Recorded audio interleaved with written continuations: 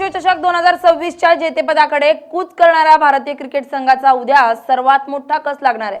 मुंबईच्या ऐतिहासिक वानखेडे स्टेडियमवर गुरुवारी होणाऱ्या दुसऱ्या सेमीफायनल सामन्यात टीम इंडिया गतविजेत्या इंग्लंडचा सामना करणार आहे। या रोमांचक सामन्यात विजय मिळवून फायनलचं तिकीट बुक करण्याचं टार्गेट भारतीय संघासमोर असेल। इंग्लंडची टीम तगडी आहे, मात्र भारतीय संघासाठी सर्वात मोठं आव्हान आहे ते सलामीच्या जोडीचं। या स्पर्धेत अभिषेक शर्मा आणि इतर फलंदाजांना अपेक्षित सातत्य राखता आलेलं नाही। पॉवर प्लेच्या 6 षटकात इंग्लंडच्या वेगवान माऱ्यासमोर विशेषतः जोफ्रा आर्चर आणि सॅम करन यांच्या विरुद्ध सावध खेळ करून आक्रमक सुरुवात करण्याचं दडपण भारतावर असेल। वानखेडेवर सुरुवातीला मिळणारी स्विंग भारताच्या अव्वल फळीची परीक्षा घेणारी ठरेल। यंदाच्या संघात संजू सॅमसनवर मोठी जबाबदारी सोपवण्यात आली आहे। त्याला संघाचा एक्स फॅक्टर मानलं जात असलं तरी महत्त्वाच्या सामन्यात आपली विकेट स्वस्तात न गमावण्याचं आव्हान त्याच्या समोर असेल। मधल्या षटकांमध्ये इंग्लंडचा अनुभवी फिरकीपटू आदिल रशीद हा भारताची धावगती रोखण्यासाठी सज्ज आहे।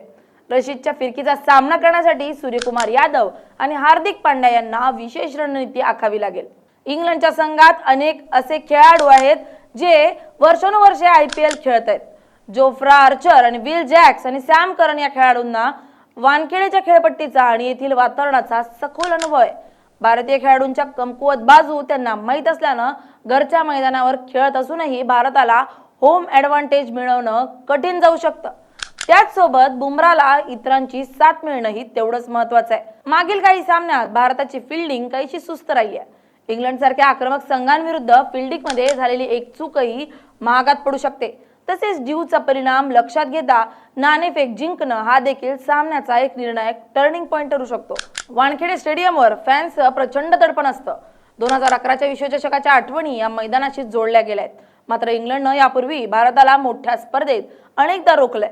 2011चा विजय की 2022च्या सेमीफायनलमध्ये पराभवाची पुनरावृत्ती हे या उद्याच्या लढतीवरूनच स्पष्ट होईल। भारतीय संघ शेवटपर्यंत चांगला खेळतो, पण महत्त्वाच्या सामन्यात अडकतो। तिथला पराभव भारतीय संघाला पुन्हा 0वर आणून सोडतो। त्यामुळे इथं एकच चान्स, दुसरी संधी नाही। अशा गेम्समध्ये भारतानं हे दडपण झुगारून सामना जिंकणं गरजेचं आहे। तर भारतीय संघाला अहमदाबादमध्ये होणाऱ्या फायनलचं तिकीट मिळू शकतं। अहमदाबादच्या स्टेडियमवर फायनल ठेवल्यानंतर फॅन्स आत्तापासूनच ट्रोल करू लागलेत, कारण या मैदानाचा इतिहासच तसा राहिलाय। आधी अडकलेला सामना जिंकून देण्यासाठी रोको म्हणजेच रोहित आणि कोहलीची जोडी मैदानात असायची। यंदा मात्र नवा गडी नवा राज्य या सूत्रासह भारतीय टीम स्पर्धेत उतरली आहे। त्यामुळे या सेमीफायनलकडे सगळ्यांच्याच नजरा लागल्यात। सूर्यकुमार यादवच्या नेतृत्वात भारतीय संघ इतिहास रचणार का? पुन्हा एकदा T20 विश्वचषक भारताला मिळवून देणार का? हे लवकरच कळेल। भारतीय क्रिकेटसाठी मागील काही महिने अत्यंत जबरदस्त राहिलेत। सर्वात आधी सुरुवात झाली ती रोहित शर्माच्या नेतृत्वात टीम इंडियानं दुसरा T20 वर्ल्ड कप जिंकला। त्यानंतर रोहितच्या नेतृत्वात सलग दुसरी ICC स्पर्धा जिंकत चॅम्पियन ट्रॉफी भारतानं जिंकली। त्यानंतर नवी मुंबईतील DY पाटील स्टेडियमवर भारतीय महिला संघानं आपला पहिला एकदिवसीय वर्ल्ड कप जिंकत इतिहास रचला आणि आता सूर्याच्या नेतृत्वात टीम इंडिया नव्या स्वप्नाला गवस निघाल्यासाठी सज्ज झाली आहे। Bureau report LS Marathi.